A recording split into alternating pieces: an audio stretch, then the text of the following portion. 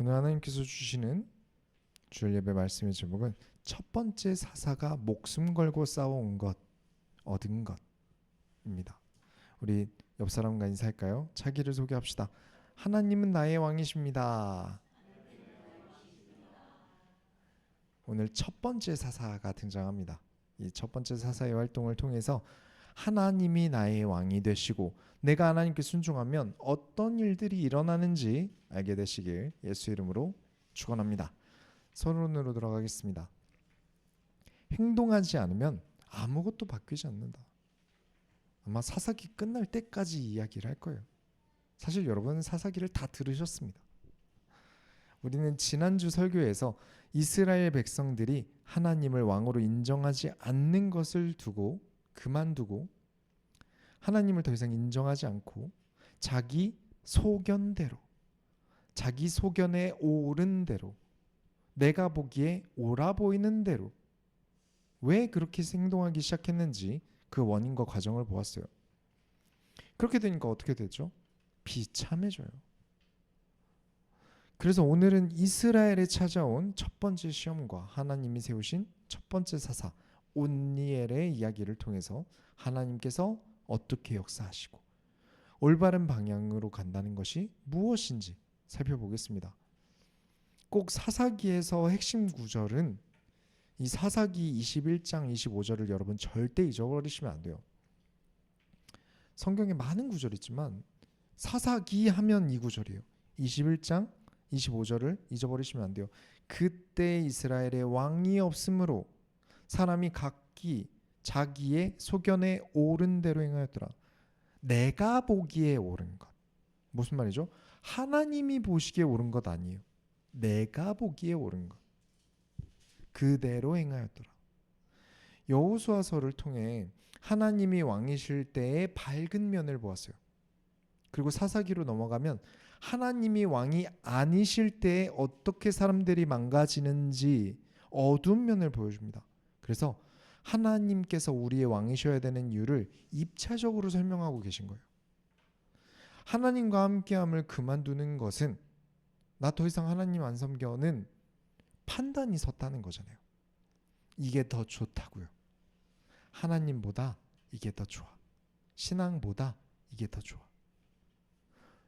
교회보다는 그래도 이게 합리적이지 라는 판단이 섰다는 건데 이상하게 사람들이 고장나요. 아니 더 좋은 거 선택했으면 더 잘 돼야죠. 더 옳아 보이는 것, 자기 소견에 옳은 대로 선택했으면 잘 돼야죠. 근데 사람들이 망가져요. 심각하게 고장나요. 여호와는 나의 왕이시다 라고 외칠 강력한 지도자였던 여호수아가 죽으니까 백성들은 하나님의 명령보다 자신의 눈에 보이는 합리적이고 효율적인 선택을 하기 시작했어요. 하나님께서는 모든 가나안 민족들을 쫓아내라. 그리고 모든 우상 숭배의 흔적들 다 없애버려라. 라고 명령을 내리셨어요. 근데 철병거를 가지고 있는 작은 땅의 민족들과 싸우려니까 저 가나안 민족들 뭐하러 죽이고 쫓아내. 전쟁이 쉬워?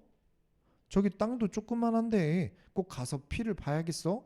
좋게 가자 라면서 그 민족을 그 땅 그대로 내버려 두었어요. 또 다른 민족들은 그들은 가나안 족속을 진멸하라는 하나님의 명령 대신에 그들을 다 죽이지 않고 노예처럼 일꾼으로 부려먹기로 판단이 섰어요. 서로 좋잖아. 그 사람들도 살리고 서로 안 죽이고 그리고 내 일손도 덜고 걔네들이 힘든 일하고 얼마나 좋아. 그래서 하나님께서는 이를 더 볼 수가 없어서 너희가 왜 하나님의 명령을 듣지 않느냐라고 혼냅니다. 남겨둔 가나안 족속이 너희 옆구리에 가시가 될 것이다 라는 경고를 듣고 이스라엘 백성들이 엉엉 울어요. 하나님 아이고 어떻게 그런 일을. 근데 울고 제단을 헐고 다른 민족들을 내쫓았을까요? 아니요. 울고 끝났어요. 그리고 삶으로 다시 돌아가서 살던 대로 살다가 바알을 섬깁니다. 우상 숭배를 시작해요. 그래서 절대 잊으시면 안 됩니다. 교회에 와서 아무리 울고불고 소리 지르고 뭘 한다 한들 신앙을 내 삶으로 가져가지 않으면 아무것도 바뀌지 않습니다. 오히려 더 우상숭배까지 가잖아요. 이스라엘이. 우리 소원교회에서 새가족 교육을 받으신 모든 분들은 아시죠? 너무 새가족 교육 받으신 지 오래되셔서 잊으셨거나 아직 못 받으신 분들을 위해서 한 번 더 짧게 설명을 드리자면 사진 보여드릴게요. 오랜만에 보죠. 자, 광야는 아주 험난한 곳이에요. 물이 없어서 모세를 죽이려고까지 했어요. 그 귀한 물을 나랑 내 자식을 먹이지 이 가축을 먹인다는 게 쉽지 않거든요. 근데 그런 광야에서 하나님께서 자, 흠없는 양을 가져와 라고 하세요. 자, 그러면 이 사진대로 1번의 사람은 하나님께서 양 가져오라는 말씀에 아멘 하면서 양을 찾으러 나갔어요. 그리고 양을 찾았죠. 두 번째 사람은 아멘, 제가 흠없는 양을 가져오겠습니다 라고 말하고선 마음속으로 아무리 그래도 이런 광야에서 무슨 흠없는 양을 가져와, 말도 안 되지. 그래서 양을 찾으러 나가지 않았어요. 세 번째 사람은 아니 무슨 흠없는 양이 광야에 있어, 말도 안 돼요. 그래도 하나님께서 시키셨으니까 나가서 찾아볼게요 하고 나갔어요. 네 번째 사람은 무슨 흠없는 양이야, 당연히 없는 거지, 있으면 내가 먹어야지. 그리고 찾으러 나가지 않았어요. 자, 1번의 사람이 가장 믿음이 좋습니다. 하나님 말씀에 순종하고 믿음으로 찾으러 나갔어요. 자, 그러면 네 번째 사람이 가장 믿음이 안 좋겠죠. 순종도 안 하고 행동도 하지 않았어요. 자, 그러면 두 번째로 믿음 좋은 사람은 누굴까요? 이 중에 두 번째로 믿음 좋은 사람, 3번의 경우가 2번보다 믿음이 좋습니다. 우리 교회는 행동이 믿음을 증언합니다. 말뿐인 믿음은 진짜 믿음이 아니에요. 내 몸도 움직이지 못하잖아요. 이 교회에서 아무리 이 말씀을 여러분이 들으실 때 아멘을 아무리 큰 소리로 한다 한들 내 삶에 아무 양도 찾으러 나감이 없다면 아무것도 변하지 않습니다. 반대로 그거 아닌 것 같은데, 성경 이런 거 아닌 것 같은데 라고 해도 그래도 이번 주에 하나님께서 말씀을 주셨으니까 이 말씀대로 살아보자. 그 사람은 찾아냅니다. 흠없는 양을. 하나님께서 우리의 삶에 역사하십니다. 교회 와서 하는 것은 교회 생활이에요. 신앙생활은 설거지하면서, 친구 만나면서, 직장에서, 사업에서 하는 거예요. 내 삶에서 하나님께서 무엇을 원하시는지 기도하고 원하시는 것을 하면서 하나님께 영광 돌리는 수많은 선택을 하는 것이 신앙생활이에요. 1000명, 10,000명이 모인 곳에서 방언을 하고 소리를 지르고 기도한다 한들 내 삶과 하나님의 말씀과 신앙이 분리되어 있으면 아무것도 바뀌지 않아요. 당장 말씀이 믿어지지 않아도, 말씀대로 하는 게 거부감 들고 싫어도, 의심이 생겨도 그 말씀을 가지고 세상에 나가면 알게 됩니다. 하나님께서 나와 함께 하시는구나. 하나님께서 말씀으로 나와 함께 하시는구나. 하나님께서 내 인생에 개입하고 계시는구나 라는 것을 알게 돼요. 오늘 말씀을 통해서 진짜 삶으로 믿음으로 나아간 사람이 어떻게 승리를 쟁취하는지 첫 번째 사사를 통해서 확인하게 되시길 예수의 이름으로 축원합니다.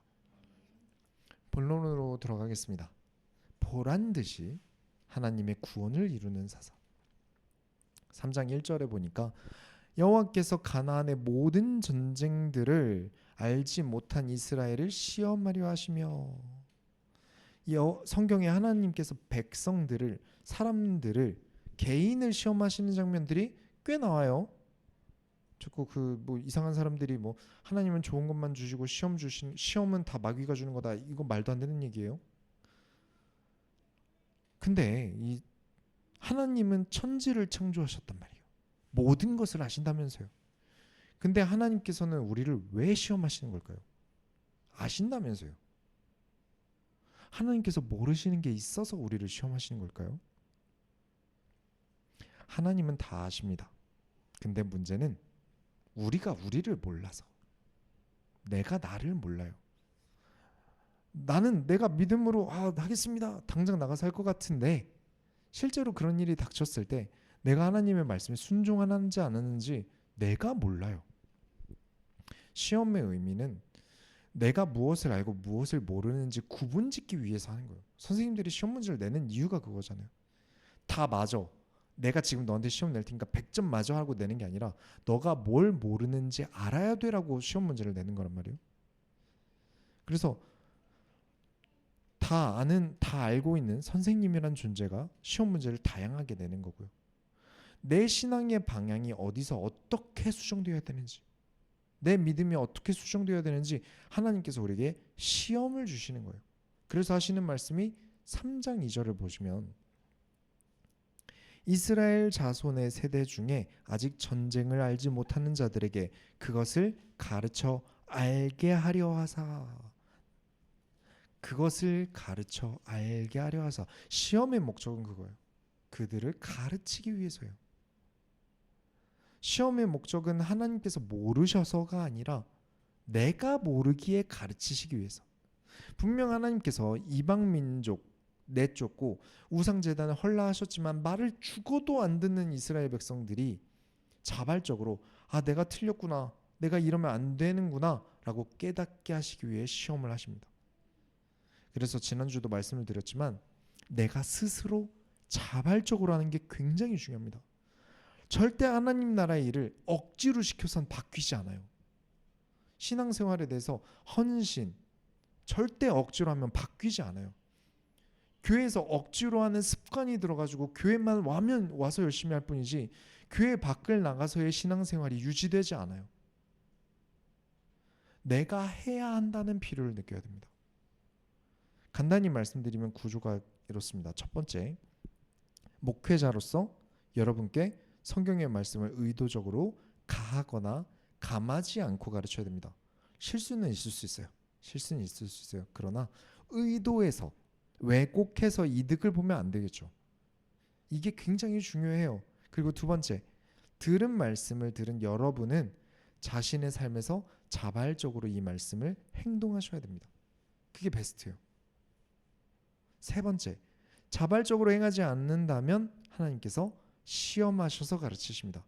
그래서 내가 해야 하는구나를 깨닫게 하세요. 물론 이건 간단하게 설명한 구조예요. 무조건은 아니에요. 예외도 있습니다. 내가 자발적으로 행했어도 하나님께서 부족한 부분이나 방향에 대해서 개입하실 때도 있고 시험하기도 하세요. 그래서 굵직하게는 이런 구조로 이루어지는 게 맞습니다.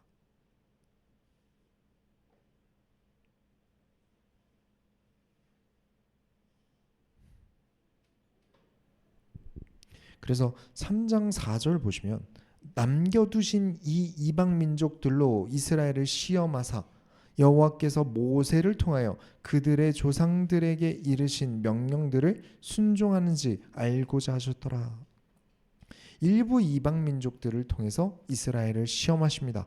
과연 말씀대로 행하는가? 여기 무엇에 순종한다?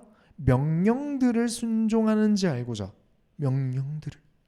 명령을 내리는 존재, 주인, 왕이죠. 그래서 하나님을 명령권자로서, 왕으로서, 주인으로서 하나님을 모시는지, 아니면 명령을 무시한다는 말은 무엇이죠? 왕으로 인정을 못한단 말이죠. 무시해도 되는 말이라는 거예요. 그렇게 하나님께서는 이스라엘 백성들이 하나님과의 언약을 버리는지 지키는지를 확인하세요. 이 시험에 이스라엘 백성들이 걸려넘은 것인 게 무엇일까요? 결혼이었어요.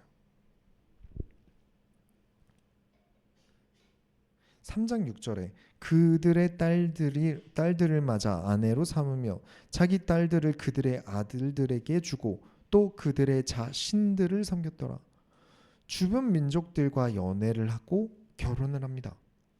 분명 지난주에 이방 민족들 내쫓지 않고 뭘 시켰죠? 노동을 시켰어요. 종으로 나무를 패고 물 길러오는 그런 힘든 일들을 시켰단 말이에요.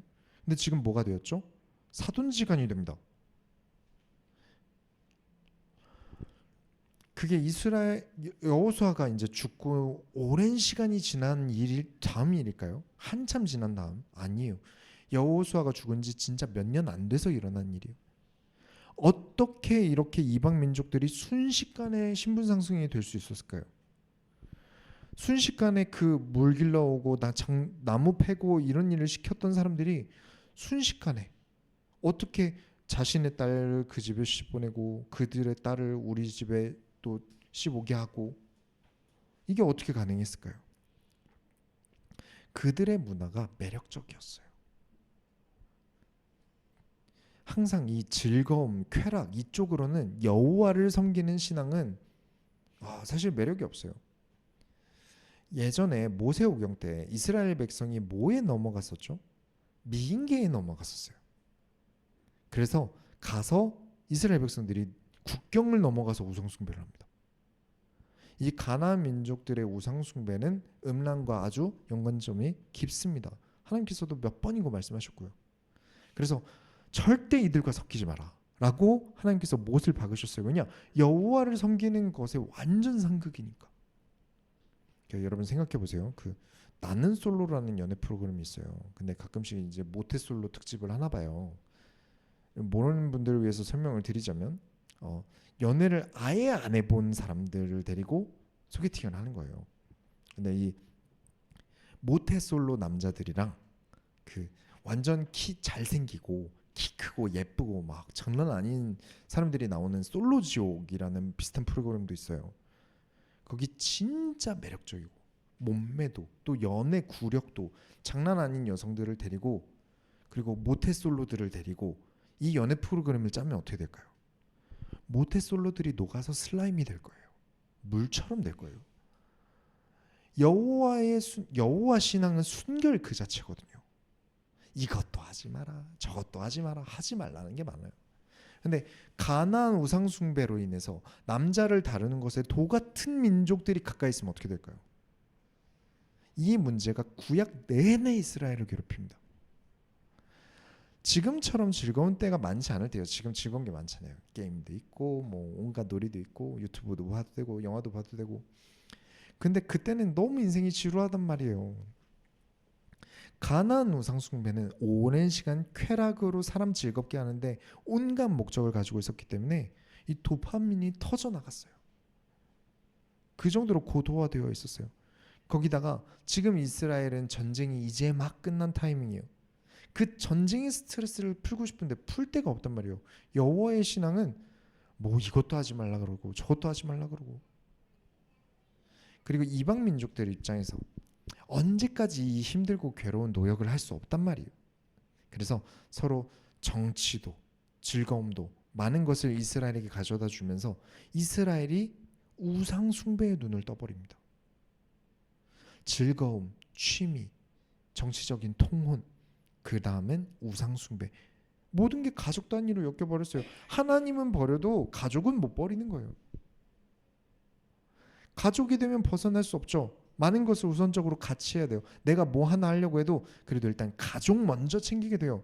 당연하죠. 하나님께서 앉아 계시던 마음의 왕좌에 내가 보기에 합리적인 것과 내가 지금 원하는 것들이 앉으면서 진짜 왕이신 하나님이 잊혀져 버려요. 자기 소견에 옳은 대로 행했다. 그게 옳아 보였으니까. 그리고 그 결과는 처참합니다. 3장 8절에 보면 여호와께서 이스라엘에게 진노하사 그들을 메소보다미아 왕 구산 리사다임의 손에 파셨으므로 이스라엘 자손이 구산 리사다임을 8년 동안 섬겼더니, 여호수아 때 이스라엘이 가나안 땅을 점령했는데 그 가나안 땅을 여호수아 죽고 몇 년도 안 지나서 메소포타미아 왕이 쳐들어와서 점령해 버렸어요. 이스라엘이 식민지가 돼 버렸어요. 몇 년 안 지났는데. 그제서야 부르짖습니다. 하나님 살려주세요. 저희가 잘못했어요. 하나님 버릴 때는 언제고. 3장 9절에 이스라엘 자손이 여호와께 부르짖으매 여호와께서 이스라엘 자손을 위하여 한 구원자를 세워 그들을 구원하게 하시니 그는 곧 갈렙의 아우 그나스의 아들 온니엘이라. 자, 중요합니다. 진짜 중요해요. 이 첫 번째 사사 온니엘이 몇 절은 안 나와요. 잠깐 나오는데, 근데 왜 온니엘이라는 사람을 하나님께서 들어 쓰셨는지는 너무 중요해요. 우리 전에 기억하시나요? 그 갈렙이 안악산지라는 진짜 점령이 안 되는 너무 힘든 땅을 점령하러 갔어요. 근데 해도 너무 힘드니까 저 땅을 점령하는 자에게 내 딸을 주겠다라고 갈렙이 얘기를 했어요. 그때 제일 먼저 뛰어나가서 점령하고 딸을 달라고 했던 사람이 이번에 나오는 첫 번째 사사인 온니엘이에요. 자, 3장 6절에 그들의 딸들을 맞아 아내로 삼으며 자기 딸들을 그들의 아들들에게 주고 또 그들의 신을 섬겼더라에 완전 반대되는 사람을 세웠어요. 하나님께서. 이방 민족과 서로 결혼하며 우상 숭배와 쾌락을 챙긴 문제 해결책으로 그걸 해결할 사람으로 나는 반드시 언약의 결혼을 할 거야. 목숨 걸고 무너지지 않는 난공불락의 땅을 칼 들고 들어가서 싸운 사람. 혈혈단신으로. 그래서 첫 번째 사사 온니엘이 목숨 걸고 싸워서 얻은 게 결혼이었어요. 나는 가나안에 예쁘고 남자 마음 잘하는 여자랑 결혼하고 재미있는 우상 숭배할 거야 하던 남자들 때문에 이스라엘이 8년이나 식민지 생활을 했어요.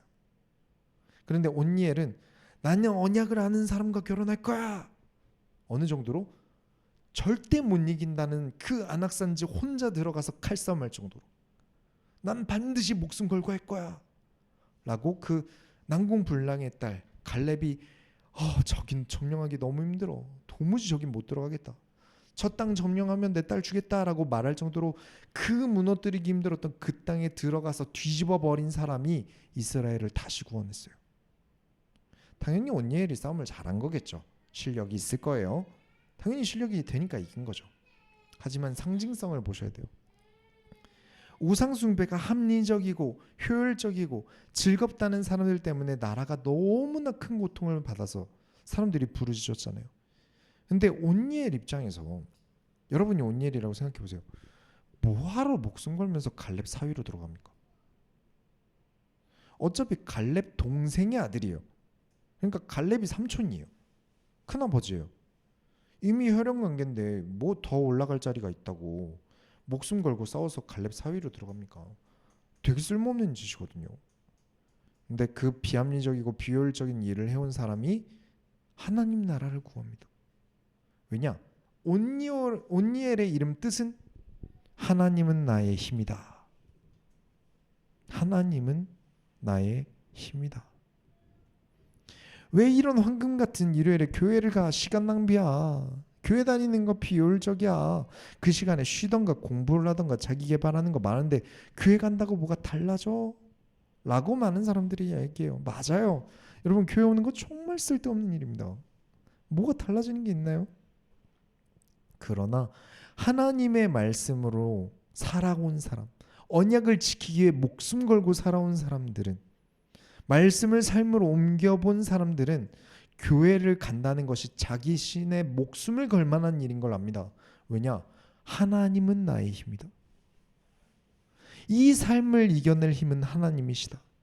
이 어려움을 이겨낼 힘은 하나님이시다. 다른 사람들은 자기 눈에 좋은 일을 해서 이겨내려고 하지만 나는 보이지 않는 하나님이 나의 힘이 되신다.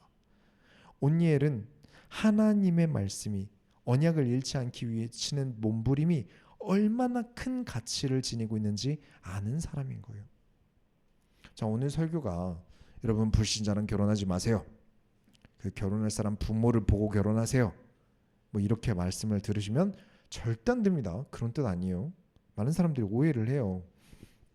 그래, 가나안 민족과 혼인하니까 거봐 우상 숭배하잖아. 역시 믿지 않는 사람 집에 십 가면 안 돼. 그런 뜻일까요? 이 갈렙이 속한 유다 지파에 시집 가신 분이 한 분 더 계시거든요.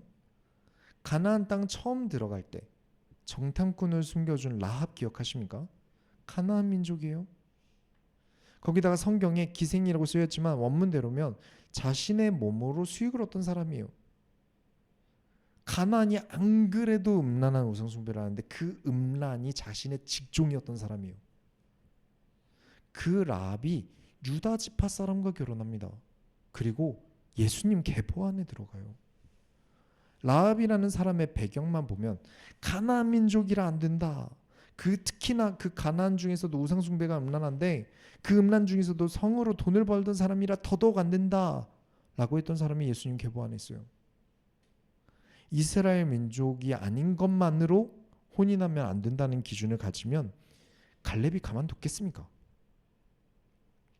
더더욱 중요한 거, 갈렙부터 이스라엘 출신이 아닌 걸로 보고 있어요. 갈렙 아버지 이름이 에돔 사람 이름입니다. 학자들이 그래서 갈렙이 이세거나 아니면 편입된 사람으로 보고 있어요.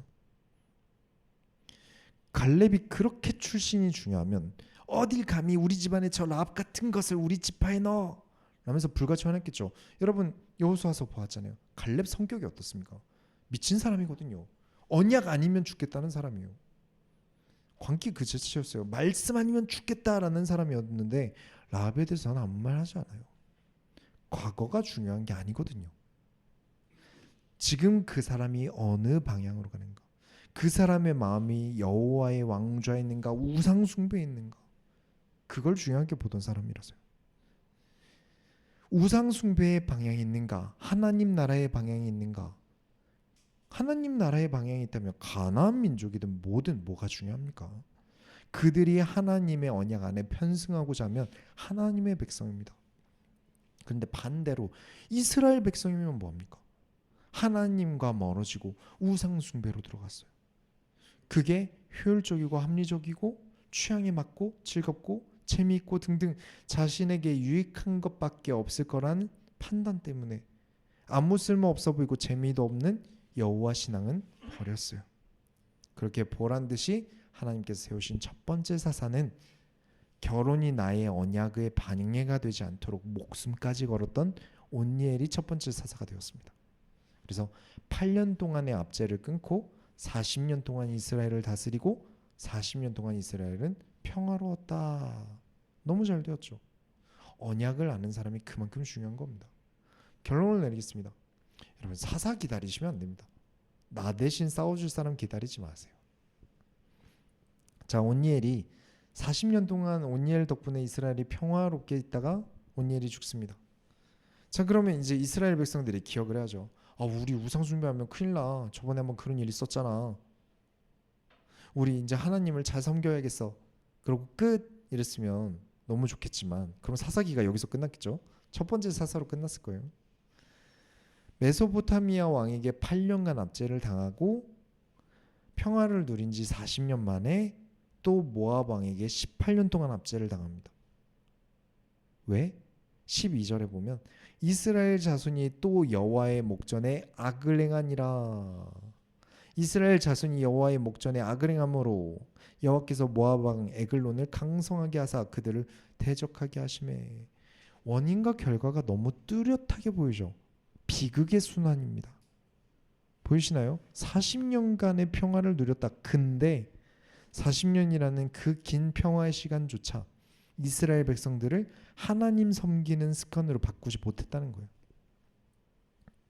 40년이면 한 세대가 지날 만큼 시간이었는데 그들은 또 똑같은 실수를 반복합니다.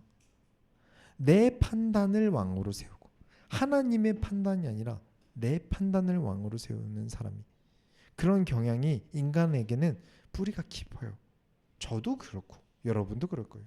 우리는 다 내가 하고 싶은 거 하고 싶어요. 내 감정대로 하고 싶어요. 그래서 우리는 온니엘을 기다리면 안 됩니다. 여호수아를 기다리면 안 돼요. 그러면 이스라엘 백성들처럼 나는 또 넘어질 거예요. 내가 온니엘이 되어야 합니다. 내가 여호수아가 되어야 돼요. 하나님은 나의 왕이시다. 하나님은 나의 힘이다. 그런 사람이 넘어지지 않는 겁니다. 하나님은 왕이시다. 나의 왕이시다. 내 마음의 왕좌에 하나님이 계신다. 나는 하나님의 명령을 듣는 존재다. 취향 위에 하나님이 계신다. 쾌락 위에 하나님이 계신다. 내 죽음이 위에 하나님이 계신다. 그걸 잃어버리면 나는 분명 압제당합니다. 고통 속에 부르짖게 됩니다. 그래서 우리 소원교회 성도님들은 잊지 마세요. 저는 세상에 언젠가 그 경찰이 필요 없어지는 날이 왔으면 좋겠어요. 경찰이 필요 없어지는 날은 언제일까요? 평화로운 날이겠죠. 범죄가 제로인 세대. 그만큼 범죄가 없고 서로 평안하고 서로 문제 없는 세상이 오면 얼마나 좋을까요? 근데 현실적으로 불가능하죠. 그래서 사사가 필요합니다. 이 땅에 사사가 필요해요. 하나님을 왕으로 섬기며 백성들을 올바른 길로 이끌 사사가 필요해요. 그게 나여야 합니다. 나의 사사는 나여야 돼요. 내가 딴 길로 가려고 할 때 내가 하나님은 왕이셔. 내가 내 취향대로 하나님을 버리려고 할 때 아니야, 하나님은 나의 힘이셔 라고 내가 나에게 할 수 있어야 돼요. 내가 챙길 거 다 챙기고 내가 즐길 거 다 즐기다가 고통에 압제당하고 그러면 누가 나 도와줬으면 좋겠다 하고 머물러 있고 그래서 하나님께서 기적적으로 도와주시면 그날 감사하고 그러다 또 하나님을 버리고 이 반복을 우리는 멈춰야 됩니다. 그 반복을 멈추는 방법은 내가 사사처럼 하나님을 왕으로 섬겨야 합니다. 우리가 한 주간 살아가면서 어떤 어려움이 있더라도 하나님은 나의 힘이시다. 그렇게 고백하는 자는 온니엘과 동일하게 사사와 같이 될 것이고 평화를 누리게 될 것이고 그 누구도 이기지 못할 것 같은 안악산지를 그런 문제들도 언약을 위해 달려나가서 이길 줄 믿습니다. 그게 우리가 될 줄 믿습니다. 우리가 하나님의 소원을 이뤄드립시다. 하나님 감사합니다. 우리가 오늘 첫 번째 사사를 보면서 깨닫습니다. 하나님께서 나의 왕이 되지 않으시면 우리는 압제당할 것이고 고통 속에 있을 것이고 하나님이 우리 왕이 되시면 우리는 평화를 누릴 줄 믿습니다. 우리가 고장나지 않도록 우리가 하나님과 함께하며 하나님이 나의 힘임을 날마다 고백하는 한 주가 되게 하여 주옵소서. 살아계신 예수 그리스도의 이름으로 기도드렸습니다. 아멘.